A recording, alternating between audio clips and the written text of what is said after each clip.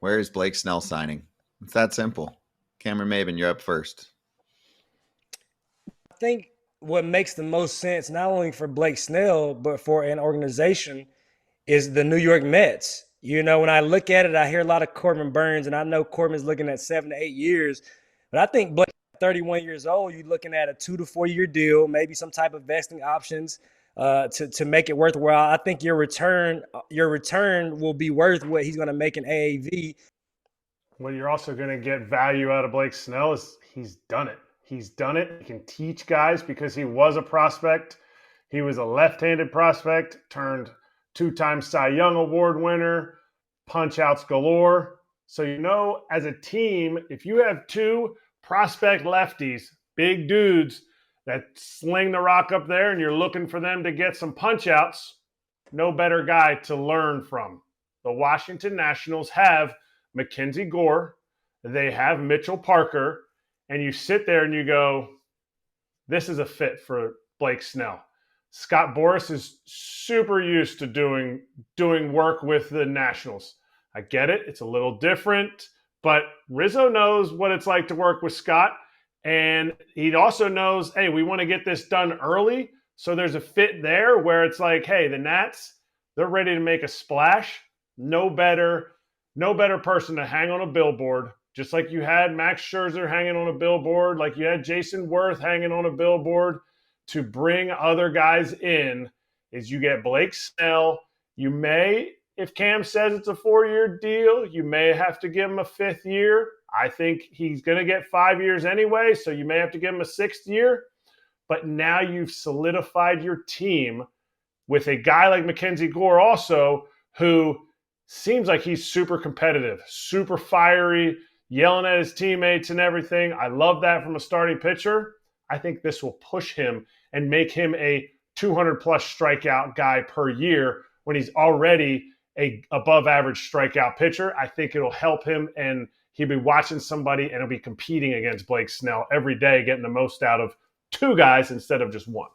I love the fit for both sides here, right? For the Mets, they obviously need to rebuild the rotation because a lot of their guys are leaving, and we know they're going to spend money to do that. That's great.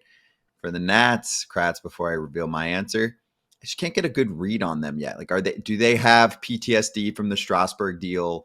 Are they going to make a big splash? And if so, will they go the Jason Worth position player route instead of the pitcher route? Because there's a little bit more consistency and a little bit more safety with the health of a position player. A little bit, right? Or a lot more, honestly. I mean, if you compare a veteran position player to a veteran arm. I know there are a few arms that have really made it deep into their 30s as successful pitchers, but I don't know. I just feel like the Nats have more of a Alex Bregman, Pete Alonso, if they're playing at the top of the market, than a Blake Snell. That's me. I think you're going to probably make fun of where I go here. So I wanted to just give you a jab and then you could jab back. I'm just hedging my bets. I think the Boston Red Sox are in the market for a left-handed starting pitcher. We did Max Fried the other day. I said he's going to Boston. Now we're doing Blake Snell. I'm saying he's going to Boston. Why am I doing that? I doubt they are going to sign both, but I think they will very much go hard after one of them. I don't know which one they like better. So I'm going Blake Snell to Boston because I'd rather almost get one right than how many people actually do free agent fits like this for 10 to 15 guys and get it right.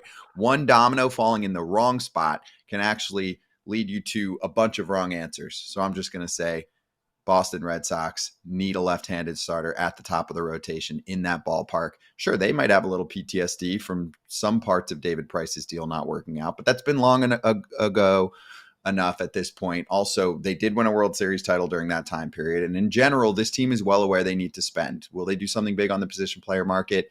Maybe, but they definitely need to do something in terms of their starting rotation. So that's where I've got them going. And I mean, they gave the qualifying offer to Pavetta. I don't see him going back there. Snell's going to cost more, but you can already kind of bookmark that kind of budget towards a top-end starter who will be an upgrade in their rotation. Anyone want to pick at me? I mean, I like the fact that no qualifying offer attached this year, right? I think Correct. that was a holdup last year for Blake Snell. That's why I think it'll be a little bit easier to get him signed as well. And I just, I go back to Chris Sale. He had such a horrible time in Boston. And ever since the whole Mookie, fiasco, I don't know. They just had bad luck with guys, and I'm just not sure how many free agents want to sign in Boston. If he has something comparable, a deal with let's say it's Atlanta, let's say it's the Mets. I don't see him choosing Boston over one of those teams. Maybe the Nationals, because like you said, Scotty, I don't know where the Nationals are, but I'm curious on where free agent pitchers are on the Boston Red Sox right now. Yeah, I feel you. Brett, If things go south, then that is one of, if not maybe the toughest place to play. They will be all over you, and you got to be able to put up with that. I think in the past, there were people that'd be like, oh, Snell doesn't want to be in that kind of market or can't handle it. And I'm like, I think he's offended by people that would even think that way. I mean, he pitched in Boston and New York a ton. I know it's different when you're actually on those teams, but he had some thriving years with Tampa Bay. And I just think he's going for wherever the most money is at this point. This is going to be his big deal of his career. If he's going where the most money is, that's definitely not Boston. Well, where do you think the most money is? I mean, and that's why I think the Mets make sense, because at 31 he could take I'm with Kratzy. Like, it makes sense, but I think at 31, you think his resume, and even last year, the way he finished, the stuff is still elite. I think the Mets will be willing to pay a little bit higher AAV for less years, especially where they are right now, depending on, again, who they can bring back around them. I mean, he might be willing to take that type of deal. I don't know. Again, you think he wants the 5 or 6 year deal? Max years, max money. That's for sure. I don't want to say a fact, but I got pretty strong sources on this one. It's, where's my biggest money? This is my big payout. If there's a team that's going to throw out their 5 years something, like Kratz said, even if it's a lower average annual value than what a 3 or 4 year deal would look like, how much money is that he's looking to cash out? That's what I'm seeing with him. Yeah, and I think, just to wrap it up, I think Boston would be more in the line to get a Garrett Crochet because of their prospects that they have and the fact that their owner has gator arms and he's cheap. How much is he? Hey, everybody. Be sure to like and subscribe for more content. We're back here every weekday, all year long, so do not miss an episode. The videos are coming in all day. Here's another video you might enjoy. Baseball the way it should be covered.